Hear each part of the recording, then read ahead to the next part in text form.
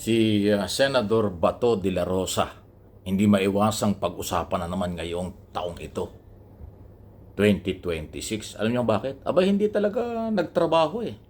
Itong last quarter ng 2025 sa posibleng pag-iwas or takot sa pag-aresto dahil sa warrant of arrest ng International Criminal Court. Alam niyo bakit? Kasi 'di ba nag-recess noong October, bumalik sila first week ng November para dahil undas. Nagtrabaho siya tungkol sa budget. Vice chairman siya ng Committee on Finance para talakayin yung budget. Abay, natapos ang taon at natapos yung budget, hindi nagpakita at hindi nagtrabaho eh. Kaya ko po ito pinapalaala na posible ho na maging mas problema pa nila ngayon or problema ni Bato ngayon kasi may banta si dating Senador Trillanes na siya ay magpipetisyon sa Senado, especially sa Ethics Committee, dahil tinuturing po ng dating Senador na ground na, basehan na para disiplinahin or actually ang kanya hindi lang basta pagdisiplina, tanggalin daw ng Senador si Bato. Dahil yung hindi pagtatrabaho sa Senado, lalo na yung napakahalagang trabaho sa budget, ay isa hong malaking pagkakamali at pag-iwas sa responsibilidad sa kanyang sinumpaang tungkulin bilang Senador ng Republika. So ang sinasabi ng dating Senador Trillanes, pwede nang tanggaling Senador si Bato de la Rosa dahil talagang inabandon niya ang kanyang trabaho.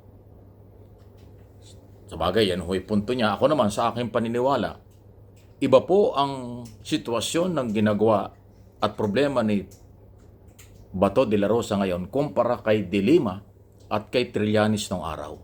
Si Trillanes ay hindi makapagtrabaho sa Senado noong panahong siya ay senador dahil siya ay nakakulong. Noong unang term niya, nakakulong siya, kaya siya hindi makapagtrabaho. Di ba? Alam natin, may kaso siya nung mag-aklas ng panahon ng Gloria Macapagal-Arroyo.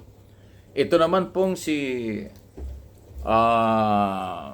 Laila de Lima, kahit hindi makapagtrabaho sa Senado ng panahong 7 taong nakakulong during Duterte administration, ay kasi nga po, ipinakulong. Kaya hindi makapasok ng Senado. Si Bato, hindi kasi nakakulong. Nagtago lang o umiwas sa warrant of arrest ng International Criminal Court. Wala naman siyang kaso dito sa local or national court. So, hindi pwedeng pagkumpirahin yung magkaiba.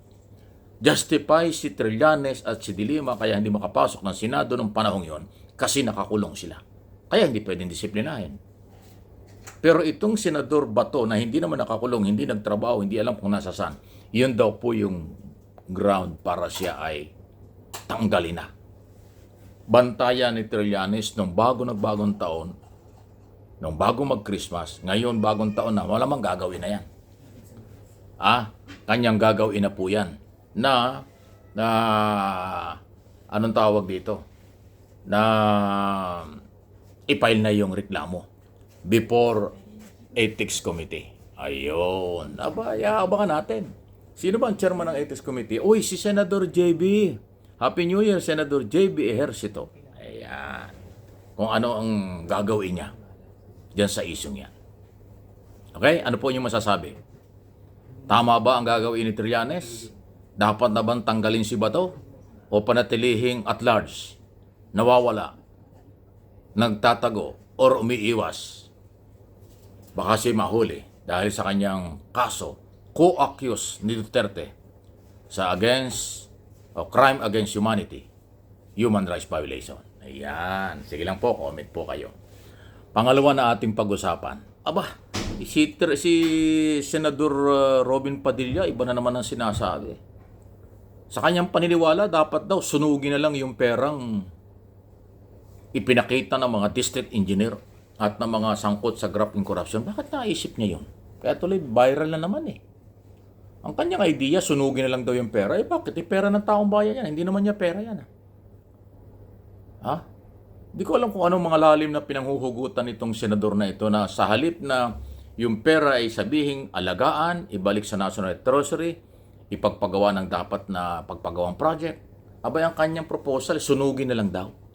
Hindi ko maarok Ay kayo, ano ang inyong tingin dyan sa idea ni Robin Padilla? Yung mga ebidensya at isinauli ng mga kontraktor at district engineer sa issue ng flood control scam, sunugin nilang daw. Abay sayang, wala nga tayong pera eh. Ninakaw na nga, tapos nung ma-recover, susunugin. Anong klaseng pag-iisip yan? Yan ba'y pag-iisip ng isang senador? Yan ba'y ideyang para sa bayan? Idea ba ito na kapupulutan ng aral na yung pera ng bayan ay pasusunog na lang sa halip na dapat gamitin sa tamang paglalagyan? Ako nga po, ganito yung aking proposal eh. No, nabanggit ko na, ulitin ko ulit, bagong taon naman.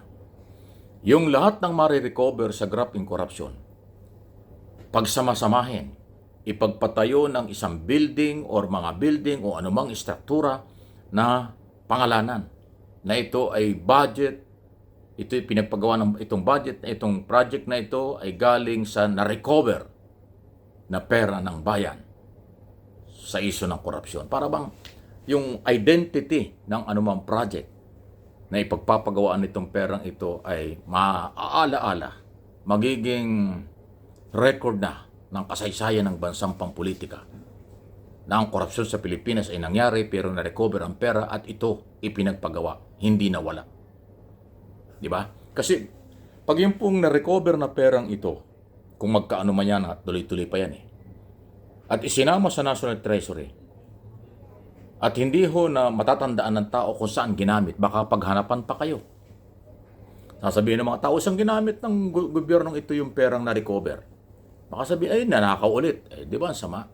Pero kung ipagpapatayo ito at makikita ng tao na ipagpagawa ng isang mahabang tulay, na ipagpagawa ng mga building, tapos lalagyan ng pangalan na ito ay galing sa recover na pera, ay di ang ganda ng identity. At may pagmamalaki pa natin sa kabataan na yung pang-aabuso ng iba, ito yung naging kapalit.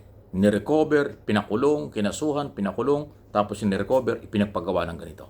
O edi, magandang ibalita at makikita ng buong mundo ng mga mamamayang magbibisita o turista sa Pilipinas na meron palang matinding labang pinagdaanan ng Pilipinas at pinapanagot ang mga sangkot sa katiwalian at ang nirecover na pera, ito pinagpagawa ng panghabang panahong, halimbawa ay skyway or kaya mga building. Ako ang lagi kong sinasabi, building kasi ang mga maraming ahensya ng gobyerno walang sariling opisina. Nangungupahan lang. Eh kung magpapatayo ng ng mga building na galing sa nakaw na pera ng mga kung sino-sino, eh di yun ang pangalan. Isang compound na puro building na gagawing opisina ng national government na ang pera ay galing sa pang-aabuso. Maganda yan. Palagay ko ay magiging kahikahikayat pa yan sa mga kabataan. Ano inyong masasabi doon? Please like and share.